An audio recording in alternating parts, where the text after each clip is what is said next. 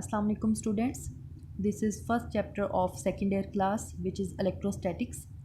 Now what is electrostatics? First of all, what is electrostatics? Electro means charges and statics, that is derived from the word stationary. Stationary means rest. So electrostatics means charges at rest. क्योंकि ये एक branch है physics की electrostatics, तो हम इसकी definition करेंगे, यानी फ़िज़िक्स की ब्रांच के रेफरेंस से इसको प्रेजेंट करेंगे। वो क्या है कि branch of the physics which deals with charges at rest under the influence of electric forces is called electrostatics. तो सबसे पहले हमने क्या कहना है कि ये ब्रांच है किसकी, फ़िज़िक्स की, जो कि डील करती है किसके साथ, चार्जेस एट रेस्ट के साथ। तो जो चार्जेस रेस्ट पर हैं उनके साथ ये डील करती है, charges at rest under the influence of electric forces, यानी वो चार्जेस जो हैं उनके ऊपर असर है किसका, इलेक्ट्रिक फोर्सेस का, जो साइड्स पर मौजूद हैं। तो हम क्या कहते हैं कि ऐसी ब्रांच क्या कहलाएगी, इलेक्ट्रोस्टैटिक्स कहलाएगी। तो this is just an introduction. Now first topic is Coulomb's law, which is also a long question. तो कूलम्स लॉ जो है ये 1784 में जो प्रेजेंट किया था, कूलम एक साइंटिस्ट था, उसने 1784 AD में इस लॉ को स्टेट किया था, प्रेजेंट किया था। और स्टेटमेंट इसकी क्या है, सबसे पहले कि बेसिकली ये किस चीज़ के बारे में, Coulomb's law basically force of attraction या रिपल्शन जो कि दो चार्जेस के दरमियान होती है। यानी चार्जेस हैं, दो चार्ज बॉडीज़ हैं हमारे पास, एक के पे चार्ज Q1 है, दूसरे पे चार्ज Q2 है। उनके दरमियान जो फोर्स ऑफ अट्रैक्शन या रिपल्शन, क्योंकि आपको पता है कि अगर सेम चार्जेस हों तो वो एक दूसरे को क्या करेंगे, रिपेल करेंगे। अगर ऑपोजिट चार्जेस होंगे तो वो एक दूसरे को क्या करेंगे, अट्रैक्ट करेंगे। तो वो उनके दरमियान, दो चार्जेस के दरमियान में या वो फोर्स ऑफ रिपल्शन है या वो फोर्स ऑफ अट्रैक्शन है, जो भी फोर्स है वो फोर्स क्या होगी, वो डायरेक्टली प्रोपोर्शनल होगी उन दोनों चार्जेस के मैग्नीट्यूड के मल्टीप्लाई के, और इन्वर्सली प्रोपोर्शनल होगी उन दोनों चार्जेस के दरमियान जितना डिस्टेंस है उसके स्क्वायर के। यानी ये स्टेटमेंट जो मैंने आपको उर्दू में बताई है, या अब इंग्लिश में इसको स्टेटमेंट को पढ़ लेते हैं कि the force between two point charges is directly proportional to the product of magnitude of the charges and inversely proportional to the square of the distance between them. ये बेसिकली ये Coulomb's law present ही किसको कर रहा है, उस force को present कर रहा है, उस फोर्स के बारे में बता रहा है जो कि फोर्स क्या है, दो चार्जेस के दरमियान में है। तो वो फोर्स क्या है, अगर इसको मैथमेटिकली इस बात को प्रेजेंट करें तो ये किस चीज़ के बराबर है, F is directly proportional to Q1 Q2, यानी दोनों बॉडीज़ पर जितना चार्ज है उनके मल्टीप्लाई के डायरेक्टली प्रोपोर्शनल है। अगर सपोज दैट एक पर 5 कूलम है चार्ज, दूसरे पर भी 5 कूलम है, तो दोनों को मल्टीप्लाई करेंगे, वो क्या बन जाएगा, 5 5 ज़ार 25। तो 25 कूलम जो है यानी चार्जेस की मिकदार बन जाएगी, और फोर्स जो होगी वो भी उसके डायरेक्टली प्रोपोर्शनल है। अगर चार्जेस की मिकदार बढ़ती जाएगी तो फोर्स क्या होती जाएगी, इंक्रीज़ होती जाएगी। और अगर चार्जेस की मिकदार कम होगी तो फोर्स क्या होगी, अगर चार्जेस उन पर कम मिकदार में होंगे, उनकी क्वांटिटी कम है, मैग्नीट्यूड कम है, तो फोर्स भी क्या होगी, उन पर कम होगी। तो इसी तरह दूसरी चीज़ जो आती है वो क्या है, दोनों चार्ज बॉडीज़ के दरमियान में डिस्टेंस। तो दो चार्ज बॉडीज़ हैं, उनके दरमियान में जो डिस्टेंस होगा उसके अगर हम स्क्वायर ले लेते हैं तो उसके फोर्स क्या है, इन्वर्सली प्रोपोर्शनल। यानी अगर डिस्टेंस को बढ़ाते जाएंगे तो जाहिर सी बात है उसका स्क्वायर जो है वो और भी ज़्यादा बड़ा होगा। उसके स्क्वायर को जैसे 5 का स्क्वायर लेते हैं तो 25 तो बहुत बड़ी क्वांटिटी है, तो 5 और 25 दोनों में देखें कितना फ़र्क है। तो आर का स्क्वायर जैसे जैसे आप आर का स्क्वायर, यानी कि जैसे जैसे आप डिस्टेंस बढ़ाते जाएंगे किसके दरमियान, दोनों चार्ज बॉडीज़ के दरमियान में, उसी तरह से फोर्स क्या होती जाएगी, रिड्यूस होती जाएगी। डिस्टेंस बढ़ता जाएगा, इंक्रीज होता जाएगा, फोर्स क्या होती जाएगी, रिड्यूस होती जाएगी, यानी कम होती जाएगी। तो this is called the inversely proportional relation. अगर इन दोनों इक्वेशंस को हम कंबाइन करें बाय कंबाइनिंग बोथ 1 and 2, तो हमारे पास क्या इक्वेशन आएगी, F is directly proportional to Q1 Q2 divided by R का स्क्वायर। ठीक है, अब आपको पता है कि यहाँ क्या आ रहा है, प्रोपोर्शनैलिटी साइन। तो अगर प्रोपोर्शनैलिटी साइन को अगर हम ख़त्म करेंगे तो यहाँ पर क्या आएगा, कांस्टेंट ऑफ प्रोपोर्शनैलिटी, यानी कि इज इक्वल टू आएगा और साथ में क्या आएगा, सम कांस्टेंट ऑफ प्रोपोर्शनैलिटी। बाकी क्वांटिटी वैसी ही रहेगी। सम कांस्टेंट ऑफ प्रोपोर्शनैलिटी इसमें क्या है, इसमें जो कांस्टेंट हम लगाते हैं वो क्या है, हमारे पास K। तो K F is equal to K Q1 Q2 divided by R का स्क्वायर। जी, तो ये हमारे पास क्या आ रहा है नेक्स्ट, कि F जो है ये हमारे पास क्या है, K Q1 Q2 divided by R का स्क्वायर। अब K यहाँ पर क्या है, कांस्टेंट ऑफ प्रोपोर्शनैलिटी, और इसका दूसरा नाम जो हम इसे बेसिकली देंगे वो क्या है, इलेक्ट्रोस्टैटिक कांस्टेंट यहाँ पे। ठीक है, तो क्योंकि ये फोर्स इलेक्ट्रोस्टैटिक फोर्स है तो इस वजह से जो कांस्टेंट होगा वो भी क्या कहलाएगा, इलेक्ट्रोस्टैटिक कांस्टेंट कहलाएगा। अब ये जो के है इसके बारे में थोड़ी सी डिटेल हम पढ़ लेते हैं कि ये बेसिकली के है क्या चीज़। यहाँ तक तो हमारे पास लॉ आ चुका है कि F is equal to K Q1 Q2 divided by R का स्क्वायर। अब आगे हमने इसको के को थोड़ा सा एक्सप्लेन किया है यहाँ पे टॉपिक के अंदर कि के जो है वो डिपेंड करता है बेसिकली दो चीज़ों के ऊपर। ये अब आपको एमसीक्यूज़ के तौर पर भी आ सकता है, आपको पता होनी चाहिए ये बात कि के डिपेंड करता है नेचर ऑफ द मीडियम, कि मीडियम किस किस्म का है वहाँ पे और सिस्टम ऑफ यूनिट्स कैसे हैं। तो यहाँ पर हम अगर फ्री स्पेस के लिए लेते हैं, यानी अगर हमारे पास Q1 और Q2 पड़े हुए हैं और उनके दरमियान में फ्री स्पेस है, स्पेस में वो दोनों मौजूद हैं, ठीक है, कोई वहाँ पे एयर नहीं है, कोई वहाँ पे मीडियम नहीं है, तो उस वक्त के की वैल्यू हम क्या लेंगे, K is equal to 1/4 pi epsilon naught. अब एप्सिलॉन नॉट हमारे पास क्या है, permittivity of the free space है, और ये हमारे पास एप्सिलॉन नॉट की हम वैल्यू अगर लें तो ये हमारे पास ये कांस्टेंट है, इसकी वैल्यू क्या है 8.85 मल्टीप्लाई बाय 10 की पावर -12। अब पर न्यूटन पर मीटर स्क्वायर और कूलम का स्क्वायर, ये हमने यूनिट किस तरह से बनाया ये अभी आपको बताते हैं कि यूनिट्स कैसे बनाए। उसके बाद के की वैल्यू, एक्चुअल में के की वैल्यू जब हम लेंगे कांस्टेंट की वैल्यू लगाने के बाद तो के की वैल्यू हमारे पास क्या आएगी 1/4 पाई एप्सिलॉन नॉट। तो 4 वैसे का वैसे रहेगा, पाई की जगह पर हमने उसकी वैल्यू लगा दी 3.14।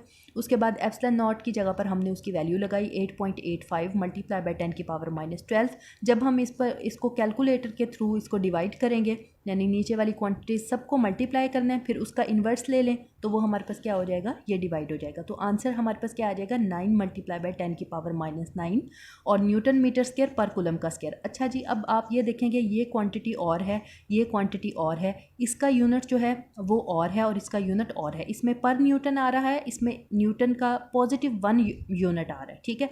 तो ये किस तरह से हमने वैल्यूज़ इनकी यूनिट्स किस तरह से निकाले हैं ये इंपॉर्टेंट भी है, इसको ज़रा अच्छी तरह से देखिएगा कि ये हमारे पास किस तरह से आए हैं। सबसे पहले हमने क्या किया है,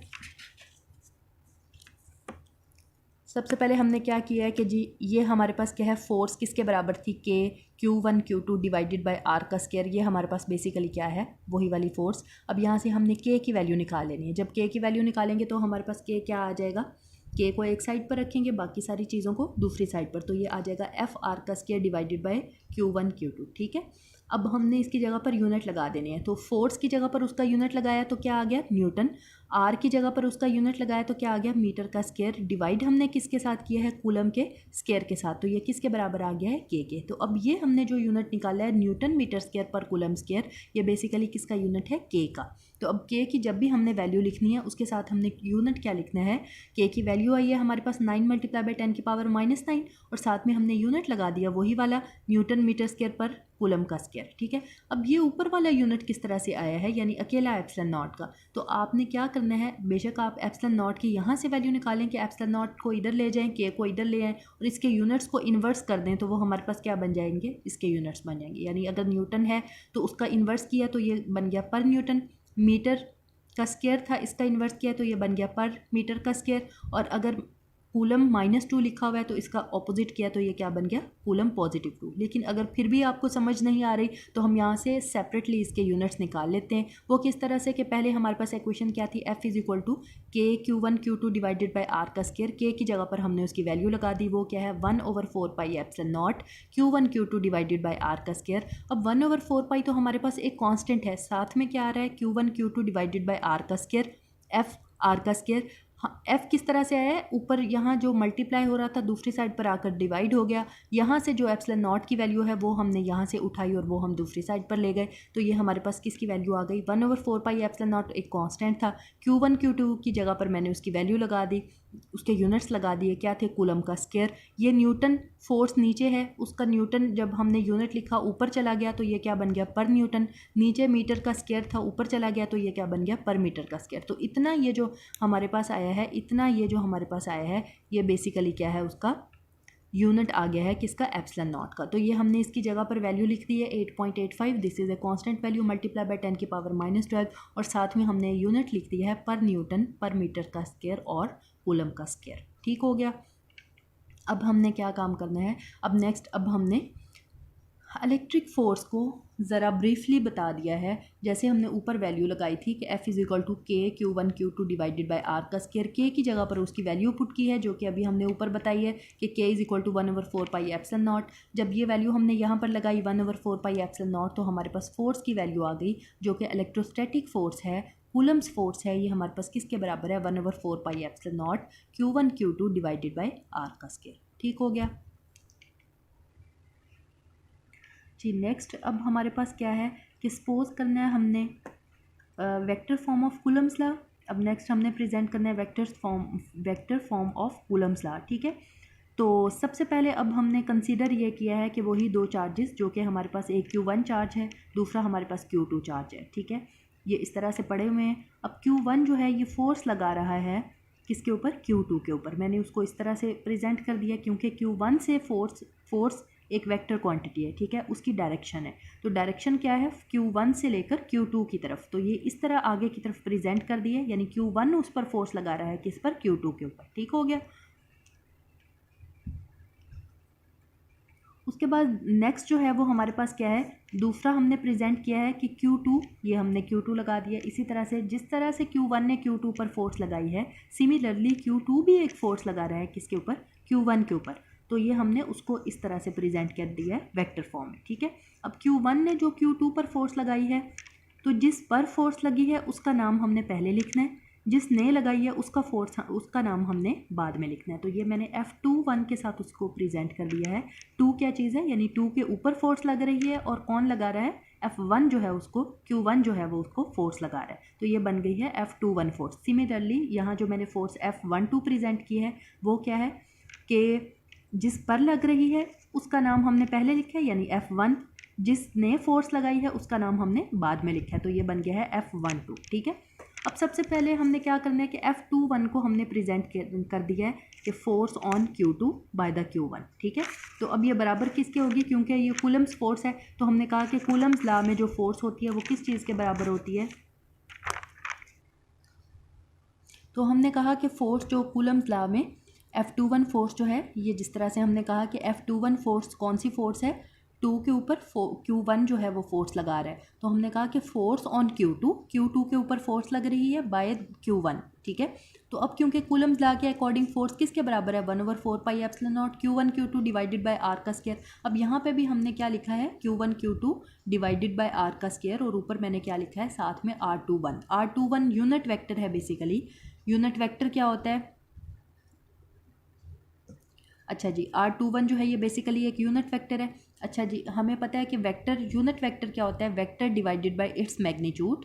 अब अगर मैग्नीट्यूड, ये बेसिकली हमारे पास क्या है? मैग्नीट्यूड। तो हमने क्या लेनी? मैग्नीट्यूड हमने साइड पे रख लेनी है, ऊपर ले जानी है, और यूनिट वेक्टर को नीचे ले आना है। तो अब मैंने ये यूनिट वेक्टर को नीचे लिख दिया है इसके। अब यही वाली वैल्यू उठाकर मैंने मैग्नीट्यूड की जगह पर लगा देनी है। तो मैग्नीट्यूड की जगह पर जब मैंने वैल्यू लगाई तो ये मेरे पास क्या आ गई है? इस वाली जगह पर, यानी इधर मैग्नीट्यूड की जगह पर, तो नीचे वेक्टर आ गया है, और जो यूनिट वेक्टर है वो डबल बटे में होने की वजह से ऊपर चला गया है। ये क्या बन गया? R21 unit vector. ठीक हो गया। अब ये हमारे पास है force F12 force on Q1 by the Q2 1/4 pi epsilon not Q1 Q2 divided by R का स्क्वायर, और इसी तरह से मैंने यूनिट वेक्टर क्या लिख दी है? R12 unit vector.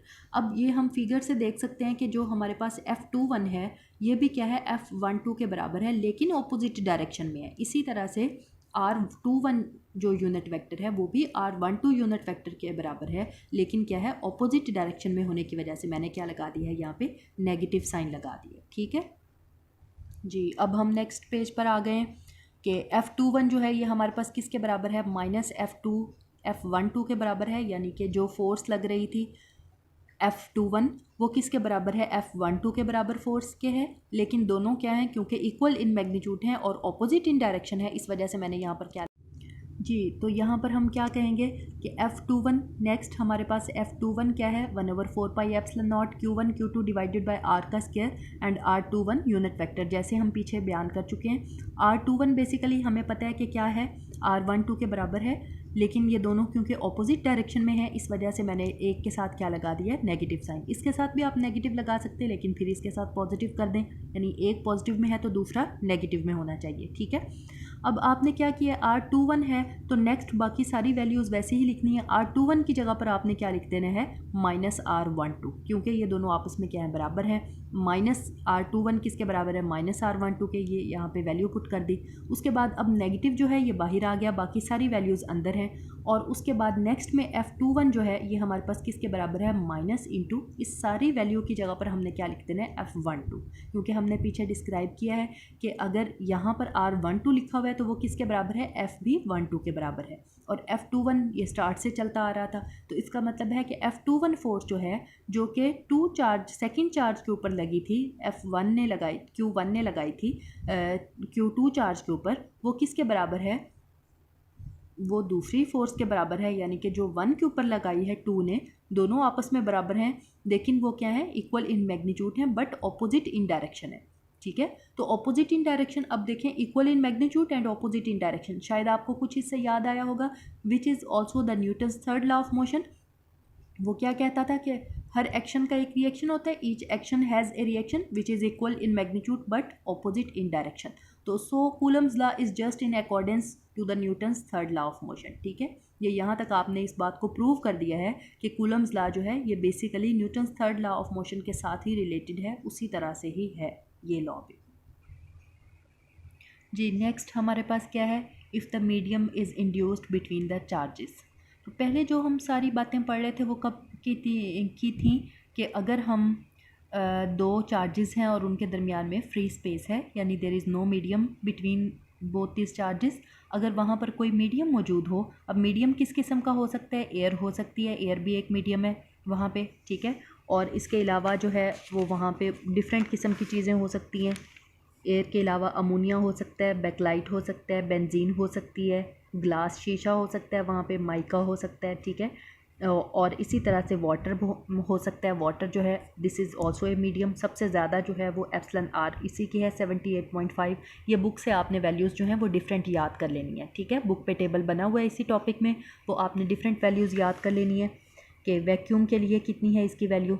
चलें जी, ये नेक्स्ट आपको बताते हैं। लेकिन सबसे पहले क्या है, if the medium is introduced between the charges, अगर मीडियम को हम इंड्यूस करवा दें, वहाँ पे इंट्रोड्यूस करवा दें, तो क्या होगा, किस तरह से क्या फ़र्क पड़ेगा कूलम्स फोर्स के ऊपर। ठीक है, अब सबसे पहली बात तो ये है कि हमारे पास कूलम्स फोर्स जो आ रही थी वो क्या थी, that is F is equal to 1/4 pi epsilon not Q1 Q2 divided by R का स्क्वायर। ठीक है, अब अगर ये जो एप्सिलॉन नॉट था, ये हमारे पास क्या था, permittivity of the free space. Permittivity basically word जो है ये परमिशन से निकला है, यानी फ्री स्पेस जो है वो हमारे पास वहाँ पे मौजूद है। अब यहाँ पे when medium is present, medium जब मौजूद होगा तो हम क्या करेंगे, एप्सिलॉन नॉट के साथ ही दूसरी चीज़ यहाँ पर एप्सिलॉन आर इंट्रोड्यूस करवा देंगे, जो कि क्या होगी, परमिटिविटी ऑफ द मीडियम। ठीक है, ये permittivity of the free space थी, अब ये क्या है, परमिटिविटी ऑफ द मीडियम। तो ये एप्सिलॉन आर मैंने यहाँ पर लगा दिया है। अब जब यहाँ पर अब देखें, आपको जब बटे के नीचे कोई चीज़ लगा देते हैं हम, तो बेसिकली ये इसके साथ क्या है, इन्वर्सली प्रोपोर्शनल है।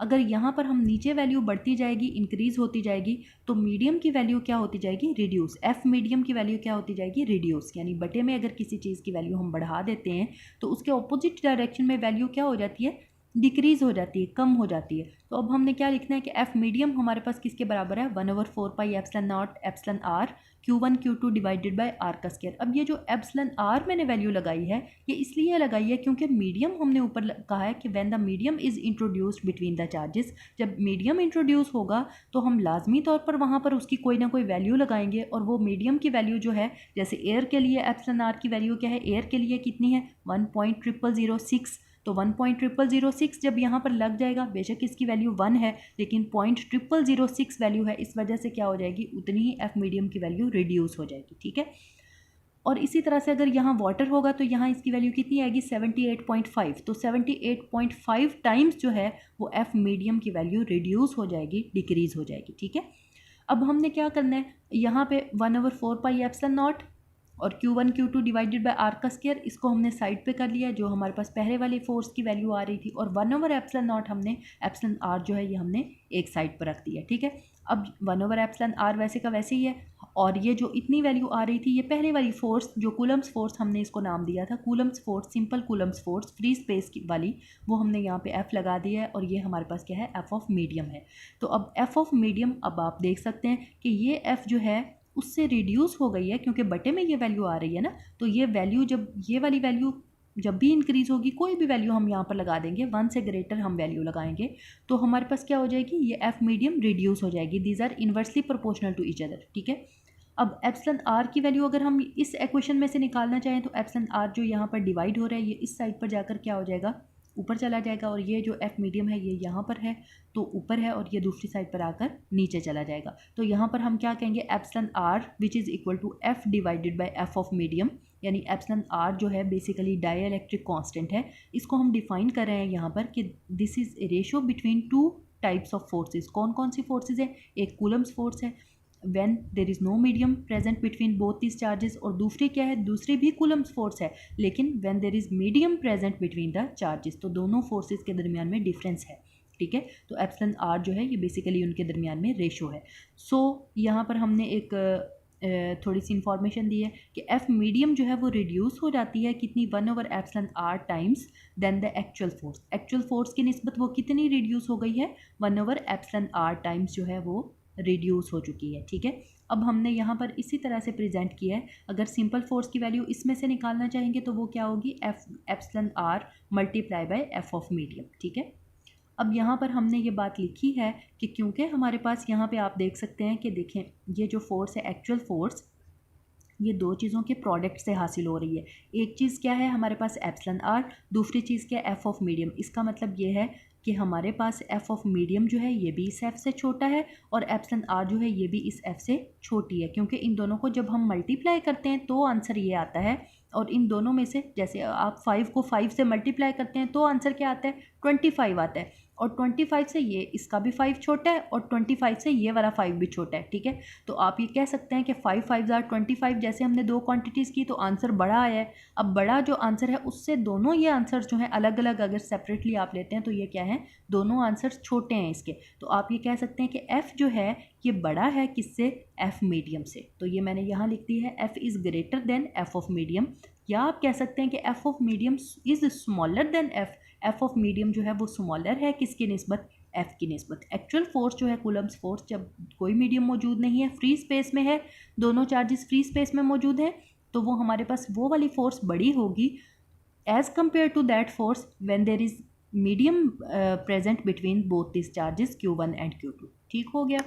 नेक्स्ट जी हम इनको थोड़ा सा और बताते हैं आपको जी। तो ये हमारे पास इसकी डेफिनेशन आ रही है एप्सिलॉन आर की। एप्सिलॉन आर बेसिकली क्या है, dielectric constant which is defined as, इसको हमने डेफिनेशन, आपने इसको इसी तरह से एज इट इज़ याद कर लेनी है। This is very very important, short question के तौर पे बोर्ड में भी पूछ लेते हैं ये। What is this, ratio between electrostatic forces when charges are in vacuum, जब वैक्यूम वहाँ पर हो या फ्री स्पेस वहाँ पर हो उस वक्त electrostatic force, to the electrostatic force when medium is present between the charges. ये रेशो है दो इलेक्ट्रोस्टैटिक फोर्सेस के दरमियान। एक इलेक्ट्रोस्टैटिक फोर्स उस वक्त है when there is no medium present between the charges, या when there is vacuum present between the charges, when there is free space between the charges, कोई भी वर्ड आप यूज़ कर सकते हैं। उस वक्त जो इलेक्ट्रोस्टैटिक फोर्स होगी जब वैक्यूम है वहाँ पे, जब फ्री स्पेस है वहाँ पे, जब वहाँ पे किसी किस्म का कोई मीडियम मौजूद नहीं है, उस वक्त जो फोर्स है उसकी हमने रेशो लेनी है। कौन सी फोर्स के साथ, दूसरी फोर्स के साथ, जब वहाँ पर दोनों चार्जेस के दरमियान में कोई ना कोई मीडियम मौजूद है। तो ये दोनों क्योंकि डिफरेंट फोर्सेस हैं, दोनों के दरमियान में जब आप रेशो लेंगे तो जो आंसर आपके पास आएगा वो आपके पास बेसिकली क्या होगा, dielectric constant which is equal to epsilon R. ठीक है। अब हम इस पूरे टॉपिक का एक रिव्यू लेते हैं ओवरऑल कि ये पूरा कंप्लीट टॉपिक जो है वो हमारे पास किस तरह से सॉल्व होगा, क्योंकि ये हमारा एक लॉन्ग क्वेश्चन है और बोर्ड में भी इसका एज इट इज़ क्वेश्चन आता है, तो आपने इसको सारे को कम्प्लीटली सब्जेक्टिव के तौर पर प्रिपेयर करना है। फर्स्ट ऑफ ऑल तो हमने इंट्रोडक्शन था जस्ट हमारा, वो इंट्रोडक्शन में हमने बताया था व्हाट इज़ इलेक्ट्रोस्टैटिक्स, और इलेक्ट्रोस्टैटिक्स की वहाँ से आपने एक डेफिनेशन कर लेनी है। और उसके बाद नेक्स्ट जो है ये आपका पूरा topic as a long question आता है, इसको भी आपने एक लॉन्ग क्वेश्चन के तौर पर प्रिपेयर कर लेना है अच्छी तरह से। फिर इसके बाद फर्दर न्यूमेरिकल है, एक एग्जाम्पल है, वो हम करेंगे नेक्स्ट लेक्चर में। और नेक्स्ट फिर इंशाल्लाह हमारे टॉपिक्स होंगे। लेकिन फ़र्स्ट ऑफ़ ऑल जो है वो हमने इस टॉपिक को प्रिपेयर करना है, तो अच्छी तरह से इस टॉपिक को प्रिपेयर कर लें। इसको मैंने 2 पार्ट्स में इसीलिए आपको समझाया है ताकि ये आपको बहुत अच्छी तरह से प्रिपेयर हो जाए और इसकी आपने प्रैक्टिस भी कर लेनी है। और इंशाल्लाह जल्द ही हमारे जो हैं वो टेस्ट भी स्टार्ट हो जाएंगे। यहाँ मैं आपको असाइनमेंट्स भी दूँगी जो आपने वर्क खुद करना होगा घर में बैठ के, ठीक है। और अगर आपको कोई गाइड बुक वगैरह चाहिए हो तो भी आप ले सकते हैं, नोट्स भी आप कंसल्ट कर सकते हैं अगर आप चाहते हो तो। अदरवाइज़ मेरा ख़्याल ये है कि ये लेक्चर्स भी आपके लिए जस्ट लाइक नोट्स हैं और जस्ट लाइक आप इनकी पिक्चर्स ले सकते हैं, आप यहाँ से डाटा सारा कर सकते हैं, ठीक है। तो इंशाल्लाह आपको किसी किस्म की परेशानी नहीं होगी। लेकिन सेल्फ़ डन वेल डन, खुद अच्छी तरह से उसको प्रिपेयर करें। और अगर कोई क्वेश्चन आपके जहन में आता है, अगर कोई बात आप मुझसे पूछना चाहते हैं तो इंशाल्लाह फिर आप उससे मुझसे कांटेक्ट भी कर सकते हैं। मैं अपना कांटेक्ट नंबर भी आपको दूंगी, फॉरवर्ड करूंगी, उससे में आप जाके कांटेक्ट कर सकते हैं मुझसे, ठीक है। और कोई क्वेश्चन हो तो आप वहाँ पे पूछ सकते हैं। जी, तो सबसे पहले हमने क्या पढ़ा था, इंट्रोडक्शन के बाद कूलम्स लॉ। कूलम्स लॉ की सबसे पहले आपने स्टेटमेंट बतानी है। स्टेटमेंट क्या थी कि अगर फोर्स बिटवीन 2 पॉइंट चार्जेस लें तो वो हमारे पास फोर्स किसके बराबर होगी, डायरेक्टली प्रोपोर्शनल होगी Q1 एंड Q2 के मल्टीप्लाई के, और इन्वर्सली प्रोपोर्शनल क्या होगी, दोनों चार्जेस के दरमियान में जितना डिस्टेंस है उसके स्केयर के। तो हम क्या कहेंगे, F is directly proportional to Q1 Q2 and F is inversely proportional to 1/r का स्केयर, ठीक है जी। तो जब आप इन दोनों इक्वेशंस को कंबाइन करेंगे तो आपके पास क्या आ जाएगा, F is directly proportional to Q1 Q2 and F is inversely proportional to R square. F is directly proportional to Q1 Q2 divided by R का स्क्वायर, ठीक है। अब इसी तरह से जब आपने कांस्टेंट ऑफ प्रोपोर्शनैलिटी को ख़त्म किया है, यहाँ पे साइन ऑफ प्रोपोर्शनैलिटी को ख़त्म किया है, तो तब आप क्या इंट्रोड्यूस करवाएंगे, constant of proportionality which is equal to K। तो ये हमारे पास क्या होगी, F is equal to K Q1 Q2 divided by R का स्क्वायर। जी, तो ये आपके पास क्या आ गया, F is equal to K Q1 Q2 divided by R का स्क्वायर। K के बारे में थोड़ा सा हमने डिटेल में बता देना है कि K क्या है, बेसिकली कांस्टेंट ऑफ प्रोपोर्शनैलिटी है। और K डिपेंड किस पर करता है, दो चीज़ों पर, नेचर ऑफ द मीडियम पर and system of the units पर। उसके बाद फर्दर फिर फ्री स्पेस के लिए आपने बताना है कि बेसिकली K के वैल्यू किसके बराबर होती है, 1/4 pi epsilon naught. Epsilon not की वैल्यू याद कर लेनी है, ये किसके बराबर है, 8.85 मल्टीप्लाई बाय 10 की पावर -12। साथ में उसका यूनिट लिख देना है, ये किस तरह से यूनिट आया है, यहाँ पे चले जाना है आपने। उसके बाद F is equal to 1/4 pi epsilon not Q1 Q2 divided by R का स्क्वायर, ठीक है। 1/4 पाई हमारे पास कांस्टेंट है, Q1 Q2 divided bye FR का स्क्वायर, एप्सिलॉन नॉट साइड पे ले गए। अब यहाँ से हमने वैल्यूज़ लगाई, सबकी यूनिट्स लगाए, तो Q1 Q2 का यूनिट क्या आ गया, कूलम का स्क्वायर, और साथ में हमने डिवाइड किससे किया, न्यूटन से और मीटर के स्क्वायर के साथ। तो ये बन गया है पर न्यूटन और पर मीटर का स्क्वायर, ठीक हो गया। ये एप्सिलॉन नॉट का हमारे पास यूनिट आ गया। दूसरी चीज़ क्या है, K की जगह पर हमने उसकी वैल्यू लगाई 4, और 3.14 पाई की जगह पर, एप्सिलॉन नॉट की जगह पर 8.85 मल्टीप्लाई बाय 10 की पावर -12। जब आप कैलकुलेटर से इसे मल्टीप्लाई डिवाइड करेंगे, आंसर क्या आएगा, 9 मल्टीप्लाई बाय 10 की पावर -9। यूनिट्स की तरफ आना है। फिर अब हमने यूनिट्स कैसे निकालें, F इज इक्वल टू, पहले कूलम्स लॉ में हमारे पास क्या आया था, F is equal to K Q1 Q2 divided by R का स्क्वायर। K को एक साइड पर कर लेना है। दूसरी चीज़ क्या आ जाएगी, F R का square divided by Q1 Q2। अब यहाँ से फोर्स की जगह पर न्यूटन, R की जगह पर मीटर का स्क्वायर, यूनिट लगा देने हैं, डिवाइडेड बाय कूलम का स्क्वायर। तो ये हमारे पास K की वैल्यू आ जाएगी, ठीक है, K के यूनिट्स आ जाएंगे। अब हमने यही यहाँ पर लगाने हैं, F is equal to 1/4 pi epsilon not Q1 Q2 divided by R का स्क्वायर। ये हमारे पास क्या है, कूलम्स फोर्स के ओवरऑल हमने बता दिए, ठीक है। नेक्स्ट ये अब हमारे पास आता था vector form of the Coulomb's law. तो वेक्टर फॉर्म हमने किस तरह से बताई है कि हमने सपोज किए हैं कि दो चार्जेस हैं हमारे पास, वही Q1 एंड Q2। अब Q1 जो Q2 पर फोर्स लगा रहा है उसको हमने F21 के साथ प्रेजेंट किया, यानी 2 के ऊपर लग रही है और कौन लगा रहा है, 1 लगा रहा है। इसी तरह से Q1 और Q2 दोबारा से हमने लिए हैं, 1 के ऊपर, Q1 के ऊपर फोर्स लगा रहा है Q2, और क्योंकि 1 पर लग रही है इसलिए 1 का नाम हमने पहले लिखना है और 2 का नाम हमने बाद में। दोनों फोर्सेस को एक्सप्लेन कर देना है। F21 में हमने क्या लिखा है, Q1/4 pi epsilon not Q1 Q2 divided by R का स्क्वायर, R21 यूनिट वेक्टर। ये 21 फोर्स है तो इधर भी यूनिट वेक्टर जो है ये कौन सा लगाना है, 21 लगाना है। ये F12 फोर्स है तो इधर भी यूनिट वेक्टर कौन सा लगाना है, 12 लगाना है। इधर हमने यूनिट वेक्टर प्रेजेंट नहीं किया, लेकिन यहाँ हमने उसको यूनिट वेक्टर के फॉर्म में उसको प्रेजेंट कर दिया, ठीक है। क्योंकि हमारे पास इधर मैग्नीट्यूड आ रही थी। अगर मैग्नीट्यूड की जगह पर हम वैल्यू पुट करते हैं जो कि क्या होती है, मैग्नीट्यूड की जगह पर हमने वैल्यू यहाँ से लगाई है, unit vector is equal to vector divided by its magnitude. अगर मैग्नीट्यूड की वैल्यू निकालेंगे तो वो किसके बराबर आ जाएगा, vector divided by unit vector. ठीक है, अब ये वैल्यू हमने उठाई है और यहाँ हमने लगा दिया, तो ये हमारे पास क्या आ जाएगा, नीचे वेक्टर आ जाएगा और डबल बटे में यूनिट वेक्टर आएगा और यूनिट वेक्टर ऊपर चला जाएगा, तो ये यहाँ पर मल्टीप्लाई हो गया। ठीक है, अब हम फर्दर नेक्स्ट पेज पर जाते हैं। लेकिन उससे पहले ये from the figure R21 unit vector किसके बराबर है, -R12 यूनिट वेक्टर के। यानी कि जो ये देखें ना, फोर्सेस भी दोनों क्या हैं, दोनों आपस में बराबर हैं लेकिन ऑपोजिट डायरेक्शन में। इसी तरह से इनके यूनिट वेक्टर्स भी आपस में बराबर हैं लेकिन दोनों ऑपोजिट डायरेक्शन की वजह से, दोनों ऑपोजिट डायरेक्शन में। तो हम क्या लिखेंगे, R21 किसके बराबर है, -R12 यूनिट वेक्टर के बराबर है। ठीक है, अब नेक्स्ट पेज पर चलते हैं। वो क्या हमने कहा कि F21 जो है ये किसके बराबर है, -F12 के। दोनों की जगह पर उसकी वैल्यूज़ लगा दें, या F21 की एक वैल्यू ली हमने, वो किसके बराबर है, 1/4 पाई एप्सिलॉन नॉट के Q1 Q2 divided by R का स्क्वायर R21 यूनिट वेक्टर, ये पीछे हमने बताया।